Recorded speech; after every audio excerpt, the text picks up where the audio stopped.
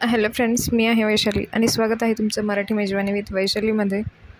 तर आज मी तुम्हाला इथे चना मसाला बनवून दाखवलेला आहे आणि ही रेसिपी माझी नाही आहे. मी स्वतः वेगळ्या पद्धतीने चना मसाला बनवते, पण आज मी मधुराज रेसिपीला इन्स्पायर होऊन ही डिश बनवलेली आहे.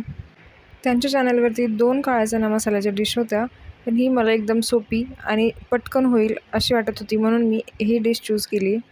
या डिशमध्ये त्यांनी काही वाटण वगैरे टाकलेले नाही आणि खडे मसालेही वापरलेले नाही. जे काही घरात अवेलेबल आहे तेच घेऊन त्यांनी डिश बनवली. मीही आता सेम त्याच पद्धतीने डिश बनवून घेणार आहे आणि व्हिडिओच्या शेवटी मी तुम्हाला सांगणार आहे की ही डिश कशी बनली, त्यामुळे व्हिडिओ शेवटपर्यंत नक्की बघून घ्या. इथे मी 1 वाटी काळे चणे 1.5 दिवस भिजवून घेतलेले आहेत. आपण नॉर्मली रात्री भिजायला टाकतो आणि सकाळी भाजी बनवतो, पण त्यांनी त्या व्हिडिओमध्ये 2-3 वेळेस मेन्शन केलं होतं की कमीत कमी 1.5 दिवस तुम्ही ते चणे भिजवून घ्या. म्हणून मी 1.5 दिवस ते चणे भिजवून घेतलेले आहेत.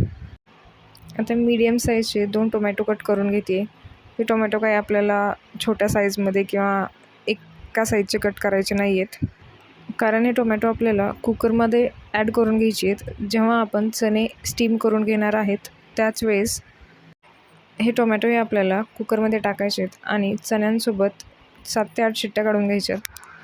कुकरमध्ये ॲड केल्यामुळे हे टोमॅटो असेही मॅश होणार आहेत, त्यामुळे टोमॅटो बारीक चिरला काय आणि मोठा चिरला काय एवढं काही मॅटर करत नाही. इथे मी एक कुकर घेतले आणि त्याच्यामध्ये 1.5 दिवस भिजवलेले आपले चणे ॲड करून घेते. त्याचबरोबर आत्ता आपण कट केलेला जाडसर टोमॅटो तोही ॲड करून घ्यायचा आहे. त्याचबरोबर 3 तेजपत्ता किंवा तमालपत्र त्याची पाने ॲड करायची आहेत. मी याला लो टू मीडियम फ्लेमवरती ठेवून 7 ते 8 शिट्ट्या काढून घेतल्यात.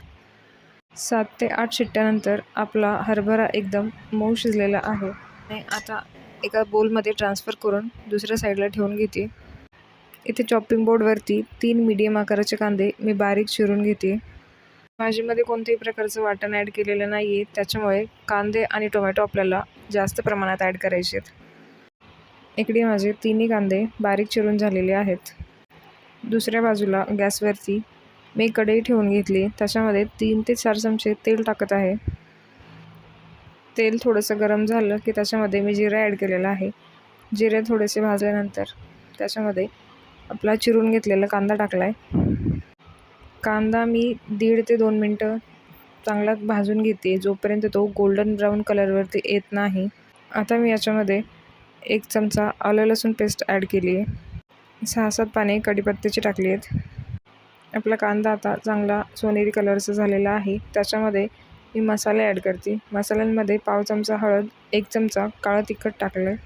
कलरसाठी अर्धा चमचा लाल तिखट टाकलेलं आहे. तुम्ही इथे कांदा लसूण मसालाही ॲड करू शकता, पण आमचं जे घरचं काळं तिखट आहे त्याच्यामध्ये ऑलरेडी भरपूर मसाले आहेत, म्हणून मी ते ॲड केलेलं नाही आहे. आपले मसाले आणि कांदा चांगला परतून घेतल्यानंतर आपले शिजवलेले चणे मी त्याच्यामध्ये ॲड करून घेतले आहेत. शेवटी चवीपुरतं मीठ ॲड केलं आहे. थोडीशी कोथिंबीर टाकते आणि 1-2 मिनटं याला झाकण देऊन शिजायला ठेवते. 2 ते 3 मिनटानंतर आता आपला चना मसाला तयार झालेला आहे. तर आता मी सांगते की डिश कशी बनली होती. तर डिश एकदम छान बनली होती. मला वाटायचं की याच्यामध्ये काही वाटण नाही आहे, त्याच्यामुळे भाजी थिक कशी होणार, पण कांदा आणि टोमॅटोमुळे भाजी खूप छान झाली होती. चांगलं टेक्स्चरही आलं होतं आणि कलरही खूप छान आला होता. इथपर्यंत व्हिडिओ बघितला आणि व्हिडिओ आवडला असेल तर व्हिडिओला लाईक, शेअर आणि चॅनलला सबस्क्राईब करायला विसरू नका. तुमचे काही सजेशन्स असतील तर तेही कमेंट बॉक्समध्ये नक्की सांगा. लवकरच भेटूया नवीन रेसिपीसोबत. पूर्ण व्हिडिओ बघितल्याबद्दल तुमचे खूप खूप आभार.